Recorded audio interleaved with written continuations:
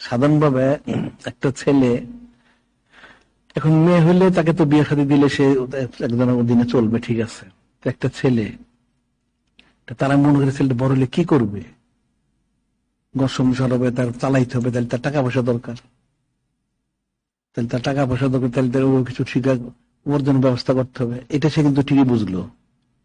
সে যখন 25-30 বছর হবে তখন তার ঘর সংসার করতে হবে, টাকা পয়সা কামাই করে সংসার চালাইতে হবে, এটা সে বুঝলো। কিন্তু মৃত্যুর পরে সে কোথায় যাবে এটা কিন্তু সে বুঝলো না। তুমি ঠিক আছে 30-40 বছর বয়সে তুমি সংসার করলে, ঘর চালিয়ে টাকা পয়সা কামাই করলে সংসার চললো, তোমার ঠিক আছে। তুমি যখন মারা দেবে তখন তোমার কি ফয়সালা হবে? কবরে কি তুমি নাজাত পাবে না পাবে না, এটার ব্যবস্থাটা কি? সে কিন্তু ওই পর্যন্ত গেল না, সে দুনিয়া পর্যন্তই থাকলো। সে দুনিয়া পর্যন্ত থাকলো, দুনিয়া হাসিল করলো, চোখটা বন্ধ হলো, জাহান্নামে গেল, নাউজুবিল্লাহ। এই জিনিসটা তো বোঝানো উচিত। আমার শেষ, আমার পরিণতি কোথায়, আমি কার কাছে যাব, কোথায় যাবো আমি শেষে? শেষ আমাকে যিনি খলিক, যিনি মালিক রহমান, ওনার কাছে আমার যাইতে হবে। নূরে মুজাসসাম হাবিবুল্লাহ হুজুর পাক সাল্লাল্লাহু ওনার কাছে যাইতে হবে। ওনার কাছে যাইতে হলে ওনার যাওয়ার আমাদের ব্যবস্থা সেটা আমার করতে হবে। দুনিয়ায় থাকতে হলে, বড় হইলে, ঘর সংসার করে টাকা পয়সা কামাই করতে হবে, ঠিক বুঝলাম, এটা ঠিক আছে, দরকার আছে। এটা তোমার শেষ ফয়সালা না, এটা তোমার একটা মধ্যবর্তী একটা অবস্থা। আমার শেষ ফয়সালা হচ্ছে যাদের কাছে সাক্ষাৎ যাইতে, ওনাদের সাথে আমার সম্পর্কটা কোথায়, ওই সম্পর্কটা আমাকে করতে হবে। সে দুনিয়া খাওয়া পড়ার জন্য সে কামাই রোজগার একটা ব্যবস্থা করলো, ঠিক আছে, ভালো। এটা সে চক্ষু খোলা থাকা পর্যন্ত, চোখটা বন্ধ দিলে এখন সে কোথায় যাবে? ওই ফয়সালাটা সে করলো না, তো ওই ফয়সালার পর্যন্ত তাকে যাওয়া উচিত ছিল। আল্লাহ যদি বললেন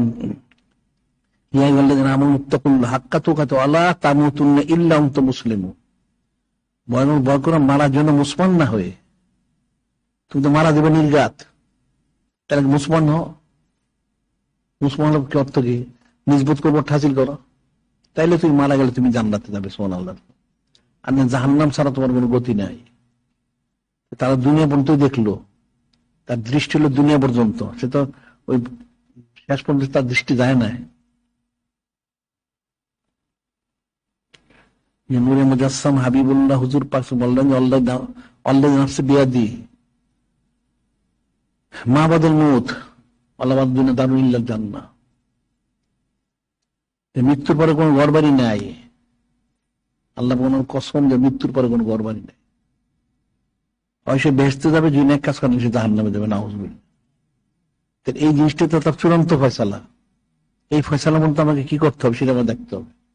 আমার দুনিয়া বন্ধ করলে আমার চলবে না। দুনিয়া বন্ধ করলে তাহলে এরপরে তাকে জাহান্নামে যেতে হবে। যদি শেষ পর্যন্ত সে করে, তাইলে সে দুনিয়া যে অবস্থায় থাকুক না কেন, যতই থাকুক, তাইলে সে পরকালে নাজাত পাবে। সে তো নাজাত তো পাবে না। এই জিনিসটা তো বোঝানো উচিত।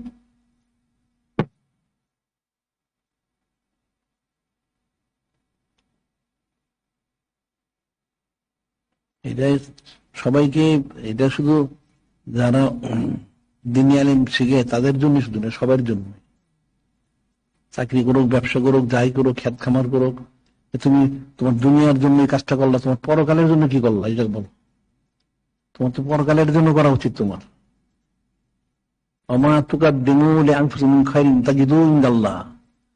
তুমি যা পাঠাবে আল্লাহ ওনার কাছে, সেটি তুমি পাবে পরকালে। ভালোটা পারলে ভালো পাবে, খারাপ পাঠালে খারাপ পাবে। তাহলে তোমাকে ভালোটা পাঠানো উচিত।